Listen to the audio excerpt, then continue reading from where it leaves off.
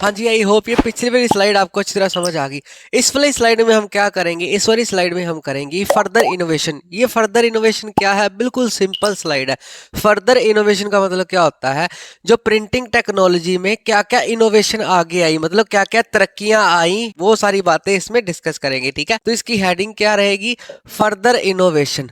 जो आगे की इनोवेशन हुई, जो आगे की टेक्नोलॉजी बढ़ी। ठीक है, जैसे पहले कार आई, ठीक है, सबसे पहले कार देखो, इमेजिन करो, और अब वाली जो कारें चल रही हैं, ठीक है, आजकल तो इलेक्ट्रॉनिक कार्स आ रही हैं। ठीक है, तो उन दोनों के बीच में जो टाइम पीरियड है वो फर्दर इनोवेशन की वजह से आया। ठीक है, तो स्टार्ट होता है by late 18 century. Late 18 century मतलब 18 सेंचुरी के लास्ट लास्ट तक uses of metal press, metal की प्रेसेस अब बननी शुरू होगी। भाई जो भी प्रिंटिंग प्रेस आएंगी ना, वो अब लेटेस्ट टेक्नोलॉजी की आएंगी, मतलब उसमें कुछ ना कुछ तरक्की होगी। अब कौन सी तरक्की है, लेट 18 सेंचुरी में हाँ भी मेटल की प्रेस बननी शुरू होगी। ठीक है, अब एक पर्सनैलिटी का नाम याद रखना होगा जिसने अगली प्रेस की इन्वेंशन की, मतलब अगली प्रेस बनाई कोई लेटेस्ट टेक्नोलॉजी की। ठीक है, अबाउट रिचर्ड एम हॉय। ठीक है, अब रिचर्ड को ऐसे याद रख लो कि बड़ा ज्यादा रिच था वो, उसने इन्वेंशन कर दी सबसे पहली प्रेस। ठीक है, तो कहाँ का रहने वाला था, न्यूयॉर्क का रहने वाला था। नई चीज इन्वेंट की है तो न्यूयॉर्क ऐसे याद रख लो। ठीक है,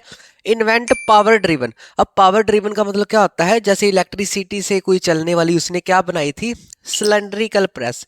अब प्रेस, पहले प्रेस क्या होती थी, छापे टाइप होती थी, फिर उसके बाद प्रेसेस और भी बननी शुरू हुई। अब इसने कौन सी प्रेसेस बना दी, सिलेंड्रिकल। ठीक है, ये सिलेंडर है, उसके ऊपर ऐसे चलने वाली प्रेस, उसके ऊपर छापते थे, जैसे न्यूज़पेपर छाप दिया उसमें। ठीक है, कब बनी ये, मिड 19 सेंचुरी। डेट याद रखनी है। अब धीरे धीरे स्टेप बाय स्टेप कहाँ करेंगे, हाँ भी 18 सेंचुरी में मेटल प्रेस बननी शुरू हो गई थी।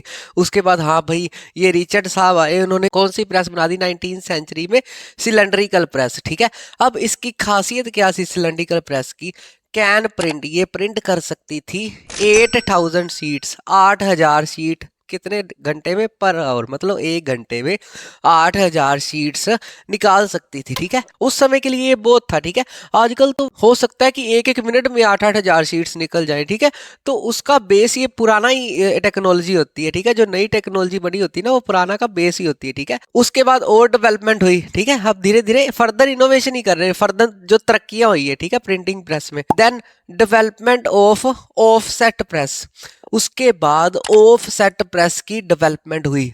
सबसे बड़ा सवाल भाई, ऑफसेट प्रेस होती क्या है, ऐसी प्रेस कैन प्रिंट कर सकती है up to 6 colour a time, एक टाइम तक 6 कलर तक प्रेस कर सकती है। समझो इस बात को, पहले प्रेसेस चलती थी ब्लैक एंड व्हाइट छापते थे वो। ठीक है, अब जैसे ही ऑफसेट प्रेस आई, ठीक है, ऑफसेट प्रेस का काम क्या होता था, एक ही टाइम में 6-6 कलरों की, जैसे कोई भी पिक्चर निकालनी है 6-6 कलरों की निकाल रही है। ठीक है, कब, लेट 19 सेंचुरी, लेट 19 सेंचुरी में ऑफसेट प्रेस की इन्वेंशन हुई। ठीक है, आई होप यहां तक आपको दो कॉन्सेप्ट अच्छी तरह समझ आ गए। उसके बाद आगे आगे कौन सी सेंचुरी में आ गए हम, 20 सेंचुरी।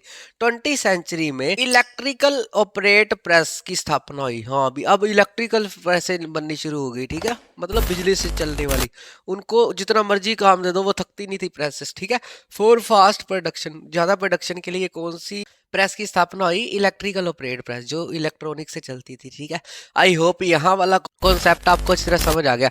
आगे देन इन प्रिंटिंग, प्रिंटिंग में डेवलपमेंट इन, किन किन चीज में डेवलपमेंट हुई प्रिंट में, आगे कौन कौन सी चीजों की डेवलपमेंट हुई। सबसे पहले क्वालिटी ऑफ प्रिंटिंग प्लेट्स। अब जो प्रिंटिंग प्लेट थी ना, जिसके ऊपर छपाई करते थे वो लोग, मतलब जिसको ऊपर मारते थे छपाई करने के लिए, उसकी क्वालिटी अच्छी होनी शुरू हो गई। ठीक है, दूसरी बात फोटो इलेक्ट्रिक, इसका मतलब क्या होता है, ऐसी प्रिंटिंग आने लगी अब ना, कलर कंट्रास्ट वगैरह सेट कर सकते थे, कितना चाहिए, ब्राइटनेस कितनी चाहिए। ठीक है, वैसी कुछ आने लगा। ठीक है, जिसको क्या बोलते हैं, फोटो इलेक्ट्रिक, मतलब उनका अब चेंज कर सकते थे सारा कुछ। ठीक है, दूसरी बात वे ऑफ फीडिंग पेपर, मतलब पेपर कैसे डालना है प्रिंटिंग में। ठीक है, सारी टेक्नोलॉजी चेंज हो गई, अब फास्ट होनी शुरू होगी। ठीक है, सारे तौर तरीके अब बदल रहे हैं प्रिंटिंग के। ठीक है, इस टाइम पीरियड में धीरे धीरे आगे जाके देखो, आज के टाइम में देख लो वाईफाई प्रिंटर आ गए हैं। ये मोबाइल से आप कमांड दो तो वहां पर जाके वो वाईफाई जहां पर मर्जी बैठे हो प्रिंट निकल रहे हैं। ठीक है, तो उसका बेस ये चैप्टर है। ठीक है, आपको पता चल जाता है इससे कि कैसे आया भाई प्रिंटिंग का सफर कैसा है। ठीक है, दूसरी बात, अगली बात ऑटोमेटिक पेपर रील्स, जो रील्स थी पेपर की जिसमें पेपर फीड होता था या पेपर सेव होता था, वो ऑटोमेटिक होनी शुरू होगी। मतलब अपने आप ही जैसे ही प्रिंट निकला उसके बाद दूसरा अपने आप प्रिंट उसमें पेपर चला जाएगा, ठीक है। कुछ ऐसा सिस्टम चलना शुरू होगा, ठीक है। आई होप ये चारों के चारों पॉइंट आपको अच्छी तरह समझ आ गए। के बाद जैसे ये सारी डेवलपमेंट हुई उसके बाद क्या क्या करना शुरू किया। अब मान लो इस मशीनों से कुछ ना कुछ तो करेंगे ना। क्या किया? Cheap shilling series started. अब ये चीप शिलिंग सीरीज क्या थी? एक तरीके की मैगजीन ही थी, जैसे मैगजीन ही छपती। ये क्या होती थी? बड़ी चीप होती थी, जिसको शीलिंग मतलब उसका नाम क्या रख दिया है? शीलिंग सीरीज, ठीक है। शीलिंग सीरीज का नाम रख दिया इसकी, जैसे मैगजीन होती है। कब? 1920 के आसपास। कहाँ पर छपनी शुरू होगी थी ये? इंग्लैंड में, ठीक है। जैसे ही प्रिंटिंग की इतनी डेवलपमेंट हुई, कुछ ना कुछ करना शुरू कर दिया, ठीक है। उसके बाद क्या हुआ? जैसे उस समय बुक्स की बड़ी ज्यादा भरमार हो गई थी, मार्केट में बहुत सारी बुक्स आ गई थी। क्यों आ गई थी? क्योंकि प्रिंटिंग प्रेसेस अच्छी बननी शुरू हो गई थी। तो लोगों में एक नया क्रेज आना शुरू हुआ। क्या? The dust cover. Dust cover मतलब बुक जैकेट। अब पता है क्या आता था? कुछ लोग अपनी बुक्स को बड़ा अच्छा बनाना चाहते हैं, जैसे पिक्चर में देख रहे हो आप, तो वो कवर पहना के रख लेते हैं बुक्स का, ताकि उनकी बुक्स देखने को अच्छी लगे, ठीक है। आई होप ये दो के दो कॉन्सेप्ट आप अच्छी तरह समझ आ गए। अगला कॉन्सेप्ट करते हैं। आल्सो स्टार्टेड, एक चीज और स्टार्ट हो गई थी। क्या? Periodical serialised of novels. समझो इस बात को।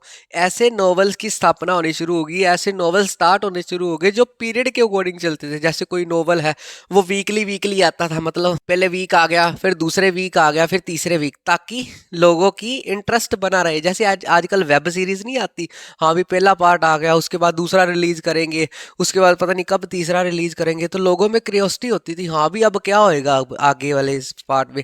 तो वैसे ही उस टाइम में पीरियड से चलने वाली नॉवेल्स स्टार्ट हो गई थी, ठीक है, जिससे लोगों का इंटरेस्ट बनता था। हाँ भी अब सस्पेंस में रहते थे सारा दिन कि अगला दिन में क्या, अगले दिन में क्या होएगा, ठीक है। अब इससे इससे क्या हो गया? मतलब जो पीरियोडिकल नॉवेल्स आने शुरू हुए थे, इससे क्या हुआ? Give birth to a particular way of writing.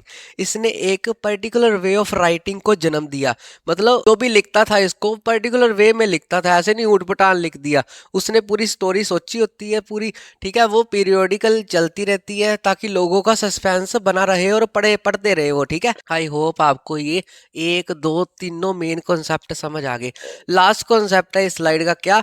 Great depression. बताता हूँ क्या होता है। इन ग्रेट डिप्रेशन ईयर, एक ऐसा टाइम पीरियड आया था, आपने पढ़ा भी था ग्रेट डिप्रेशन ईयर, याद करो कौन से चैप्टर में, कमेंट बॉक्स में बताओ मेरे को, ठीक है। 1930 का टाइम पीरियड ग्रेट डिप्रेशन था। मतलब जैसे हमारे कोरोना टाइम नहीं आया था, ग्रेट डिप्रेशन, सभी की जॉब चली गई थी, बड़ा बुरा हाल था, वैसे ही 1930 में एक ग्रेट डिप्रेशन ईयर आया था, ठीक है। तब जो बुक्स बेचने वाले थे या राइटर्स थे लिखने वाले, उनको बड़ा डर लगने लग गया, हाँ अभी लोगों के पास अब पैसा नहीं है, ऐसा ना हो कि बुक्स खरीदनी बंद कर दे, पढ़ने बंद कर दे।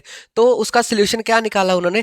Print on cheap paper. Cheap paper के ऊपर प्रिंट करने लग गए, मतलब अब और भी सस्ता कर दिया उन्होंने, ठीक है। इसका एम क्या था? सस्टेन बाइंग बुक्स, मतलब बचा सके कि हाँ भी बुक्स कोई खरीदना बंद ना कर दे, ठीक है, बुक्स को खरीदता रहे। उसका पेपर क्वालिटी उन्होंने कर दिया चीप कर दिया। कब?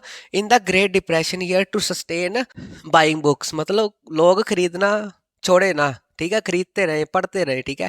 आई होप ये फुल फ्लैश स्लाइड आपको अच्छी तरह समझ आ गई। नेक्स्ट फुल चैप्टर ट्रिक्स के साथ देखने के लिए डिस्क्रिप्शन बॉक्स में लिंक पे क्लिक करें